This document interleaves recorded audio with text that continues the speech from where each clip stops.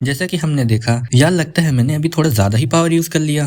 वो तो मरा तो नहीं ना? ये क्या हो गया, मैं इतनी बुरी तरीके से हार गया। वायरोन से उसकी फाइट देखकर लगा था मैं कम से कम 10 तो टेक्निक्स यूज कर ही लूंगा, पर एक भी नहीं कर पाया। मतलब ये बंदा अपनी असली पावर छुपा रहा है, ये इतना स्ट्रांग है। तुम काफी स्ट्रांग हो। हाँ, तुम्हें वैसे भी हो जैसे एक होली ब्लड लाइन का बंदा होता है। मुझे लगता है मैं कम से कम फर्स्ट रेट मास्टर जितना स्ट्रांग हूँ। चलो, जैसा प्रॉमिस किया था मैं तुम्हें इन्फो दे देता हूँ। रुको, उससे पहले तुमने मुझे स्पार करने क्यों बोला? तुम इस फाइट से कुछ मिला नहीं तुम्हें? हाँ या ना बोलो। मुझे पता था तुम आसानी से किसी और पर भरोसा नहीं करते हो। क्या बोला तुमने? जैसे मैंने बोला था, ये बस स्किल टेस्ट करने के लिए था। मतलब तुम मेरी स्किल टेस्ट कर रहे थे? हाँ, वो भी, पर मैं अपनी लिमिट भी टेस्ट कर रहा था, सब थर्ड एग्जामिनेशन के लिए। युवान बोलता है, क्या अकेडमी डिप्टी ने तो खुद बोला था कि अब ग्रुप एग्जाम नहीं होंगे। योम्पा बोलता है, थर्ड एग्जाम का असली मकसद ये है कि कौन हाई वॉरियर बनने के लायक है। हाई वॉरियर वही बन सकते हैं जिसके पास फर्स्ट रेट मार्शल आर्ट्स का नॉलेज हो और कम से कम 30 साल के बराबर इंटरनल पावर हो। ये सुन के युवान बोलता है, सच बोलूं तो सेकेंड एग्जाम पास करने वाले 10 स्टूडेंट में सिर्फ 2 फर्स्ट रेट मास्टर लेवल के होते हैं। अगर किसी का इंटरनल पावर कम हो तो उसके पास सिर्फ एक ऑप्शन है, ज्यादा डेमोनिक ड्रैगन मार्वल्स खाना। योम्पा बोलता है, बिल्कुल, जब सबको वही मार्वल्स मिल जाएंगे तो ज्यादातर स्टूडेंट 30 साल के बराबर इंटरनल पावर तक पहुंच जाएंगे, लेकिन एक डेडली चीज फिर भी उनके पास नहीं होगी। युवान बोलता है, मतलब फर्स्ट रेट मार्शल आर्ट का नॉलेज? हाँ बिल्कुल वही। लाइब्रेरी के सेकंड फ्लोर पर सिर्फ सेकंड रेट और टेक्निक्स के मैनुअल्स हैं, इसीलिए बहुत स्टूडेंट फेल हो जाएंगे। और ये एग्जाम तुमसे अपना खुद का मार्शल आर्ट क्रिएट करने को भी नहीं बोल रहा, इसीलिए सिर्फ एक ही लॉजिकल आंसर बचता है। इस एग्जाम के लिए सबको एक first rate martial arts manual दिए जाएंगे। युवान बोलता है, मुझे लग रहा है इसके पीछे कुछ और बड़ा चल रहा है। योम्पा बोलता है, बिल्कुल, अगर इतना सिंपल होता तो ये एग्जाम बच्चे के लिए खेल बन जाता। अगर बस मार्शल आर्ट्स याद करना होता तो हम सबकी टॉपी एग्जाम में पास हो जाती। मेरे फादर ने जो बताया था अगर वो सही है तो इसे मैनुअल के अंदर होगा 7 डेमोनिक स्वॉर्ड टेक्निक। ये वो टेक्निक है जो स्वॉर्ड डेमोन के डेमोनिक फॉर्मेशन में यूज होती है, सिर्फ हाई वॉरियर्स यूज कर सकते हैं। युवान शॉक होके बोलता है, sword demon king demonic formation? हाँ, इसका नाम पहले सुना है।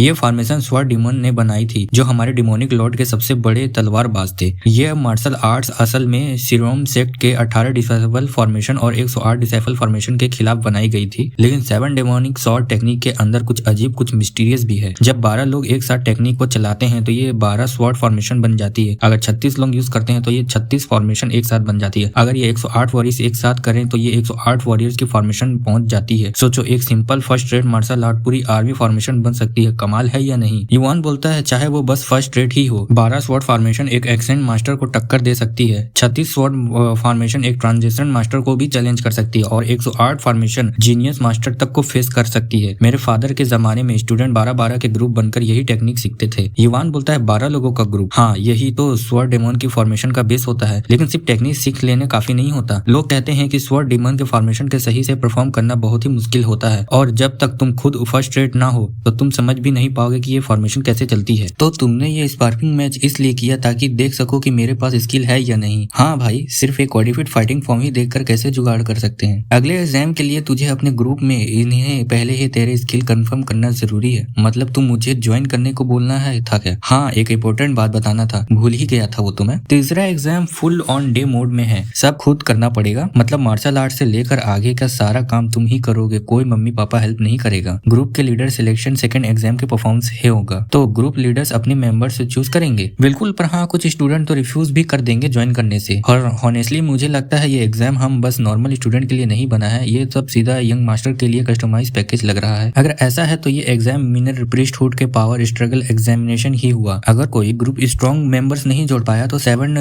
डीमन स्वॉर्ड टेक्निक टाइम पे नहीं सीख पाएगा। पर तुमने कहा था स्टूडेंट किसी भी ग्रुप को मना कर सकते हैं, लेकिन नॉर्मल स्टूडेंट तो लीडर पे डिपेंड होंगे ना, इसलिए तुम चाहते थे मैं तुम्हारे ग्रुप में आऊं। बिल्कुल, ग्रुप बनाना और फॉर्मेशन सीखना तो सिर्फ स्टार्ट है, और भाई मैं लीडर हूँ, पर बिना पावरफुल टीममेट का हीरो कैसे बनूं? युम्पा स्माइल करके बोलता है, मैंने बोला था ना मेरे पास तुम्हारे लिए एक छोटा सा गिफ्ट है। युवान बोलता है, नहीं भाई, ये गिफ्ट मैं रिजेक्ट करता हूँ, पर अगर मैं ग्रुप लीडर बना ही नहीं तो? युम्पा बोलता है, अरे नहीं, मुझे तो पूरा यकीन है तुम लीडर बनोगे, और वैसे भी तुम्हारी टीम में मेरे जैसे स्टेबल स्किल वाला बंदा हो ना हो तो पासिंग चांस 10x हो जाता है। तुम चाहोगे क्या लो लेवल हाफ बेकेड स्टूडेंट तुम्हारी टीम ज्वाइन करे? युवान सोचता है और बोलता है, गलत नहीं बोल रहा है, लीडर बनना मुश्किल नहीं होगा, लेकिन इसमें कुछ तो गड़बड़ लग रही है, शायद मुझे वो मेथड यूज करना पड़ेगा। युवान उससे पूछता है, पर मुझे पर टारगेट क्यों? तुम चाहो तो 6 सेक्ट के यंग मास्टर के पास भी जा सकते हो। युम्पा बोलता है, हाँ वो एक्चुअली मैं दोनों का ऑफर देकर आ चुका हूँ। युवान बोलता, और तुम्हें रिजेक्ट मिला ना? हाँ हाँ ये सब अपनी टीम बना चुके हैं। युवान बोलता है तो मतलब है तुम्हारा बैकअप प्लान हूँ। युम्पा बोलता है हाँ सही पकड़े, पर एक और रीजन भी है, हम दोनों साइबर पाथ फॉलो करते हैं, इसीलिए सोचा तुम्हारे साथ केमिस्ट्री जमा लेंगे। युवान बोलता है अच्छा सच में? युम्पा बोलता है मैं ये नहीं कह रहा तुम मुझे फुल टाइम एग्जामिनेशन बना दो, बस थर्ड एग्जामिनेशन पास करवा दो, मैं पूरी तरह तुम्हारा सर्विस करूंगा। तो युवान क्या तुम्हें मुझे अपने ग्रुप में लेने के लिए रेडी हो? युवान हल्का से स्मर्क करता है।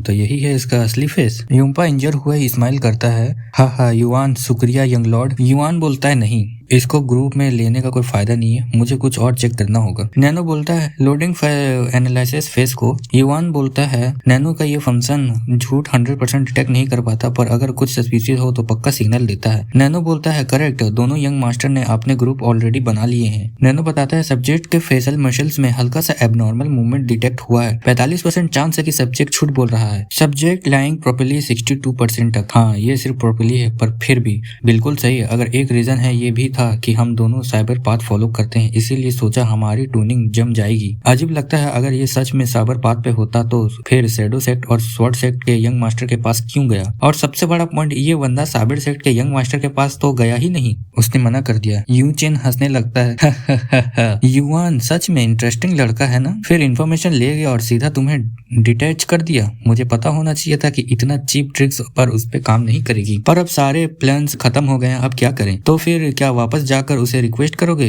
तुम्हें लगता है वो इतना बेवकूफ है? नहीं, पर मेरा प्लान ये था तुम उसको ग्रुप में ज्वाइन कर लो, फिर एग्जाम के दिन उसे डिटैच कर देंगे ताकि वो एग्जाम का मेंबर की वजह से फेल हो जाए। अगर तुम्हारी बात के हिसाब से सब होता तो उसका गिरता देखना मुझे बड़ा मजेदार होता, पर ऐसा छोटे ट्रिक से उसको फेल करना वैसे भी बेकार है। अगर वो मिनर प्रीस्टहुड का कॉम्पिटिटर ना होता तो मैं उसे अपने ग्रुप में लेने के लिए कुछ भी कर देता। प्लीज यंग लॉर्ड मुझे एक और चांस दो, मेरे पास और भी प्लान है। हाँ ठीक है, अब ऐसे ड्रामा करने की कोई जरूरत नहीं है, अब जाओ कोई ग्रुप ढूंढ लो वरना लेटे जाओ, या फिर क्या पता तुम खुद ही ग्रुप लीडर बन जाओ। मतलब आप मुझे ग्रुप से बाहर निकाल रहे हैं? अरे यार बस करो, मेरे पास ऑलरेडी इतना सारा कचरा पड़ा है, उसमें से परफेक्ट टीम सिलेक्ट करना मुश्किल हो रहा है। मुझे तुम जैसे इनकम्प्लीट के काम के लोगों को जरूरत नहीं, अब निकल जाओ यहाँ से। फिर वो रोने लगता है और वहां से जाने लगता है। उसने योम्पा को सिर्फ एक फाइट में ही हरा दिया, मैं तो बस 2 दिन पहले ही उसकी स्किल देख कर आया था, और अब तो वो इतना स्ट्रांग नहीं था, डेफिनेटली वो इस लेवल का नहीं था। मुझे समझ ही नहीं आ रहा है युवान क्या कर रहा है। चलो जल्दी ही पता चल जाएगा, ये स्किल है या बस किस्मत। अगर ये चैप्टर पसंद आए तो लाइक और सब्सक्राइब जरूर करना, और कमेंट में बताना कैसा लगा ये।